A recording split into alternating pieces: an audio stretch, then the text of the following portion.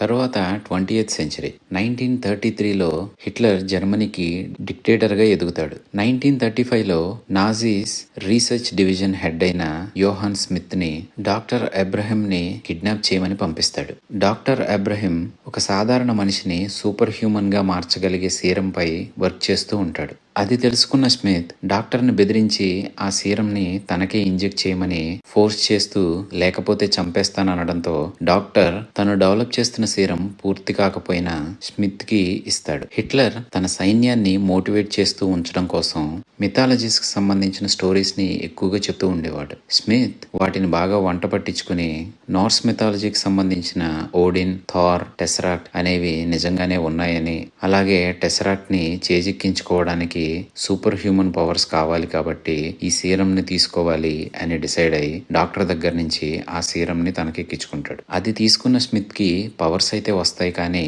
Side effect వల్ల తన skin అంతా పోతుంది. అప్పుడే స్మిత్ రెడ్ స్కల్ లా మారతాడు. కొన్ని రోజుల తర్వాత MI5 ఏజెంట్ అయిన పెగ్గీ కార్టర్ ఈ డాక్టర్ని రెస్క్యూ చేస్తుంది. అలాగే పెగ్గీ కార్టర్ US కి సంబంధించిన SSR స్ట్రాటజిక్ సైంటిఫిక్ రిజర్వ్ అనే ఆర్గనైజేషన్ కి పనిచేస్తూ ఉంటుంది. వాళ్ళు వరల్డ్ వార్ ని గెలవడానికి సూపర్ సోల్జర్స్ ని క్రియేట్ చేయాలి అని చెప్పి ఆ డాక్టర్ తో కలిసి ఎక్స్పెరిమెంట్స్ చేస్తూ ఉంటారు. ఈ గవర్నమెంట్ ఆర్గనైజేషన్ కి మిలిటరీ వెపన్స్ ని సప్లై చేసేది హవర్డ్ స్టార్క్. US లో బిలియనేర్ అండ్ ఎంటర్ప్రెన్యూర్ అయిన హవర్డ్ స్టార్క్ ఒక ఇన్వెంటర్ అండ్ ఇంజనీర్. 1942లో స్మిత్ నార్వే చర్చిలో ఉన్న టెసరాక్ట్ ని చేజెక్కించుకుంటాడు. తన లీడ్ సైంటిస్ట్ అయిన అర్నమ్ జోలాతో ఆ టెసరాక్ట్ ని యూజ్ చేసి వాళ్ళకి కావలసిన వెపన్స్ ని క్రియేట్ చేపిస్తూ ఉంటాడు. అదే సంవత్సరం ఐషా, నజ్మా అనే వేరే డైమెన్షన్ కి సంబంధించిన ఇద్దరు అమ్మాయిలు వాళ్ళ డైమెన్షన్ కి తిరిగి వెళ్ళడానికి ప్రయత్నిస్తూ ఉండగా temple of the ten rings లో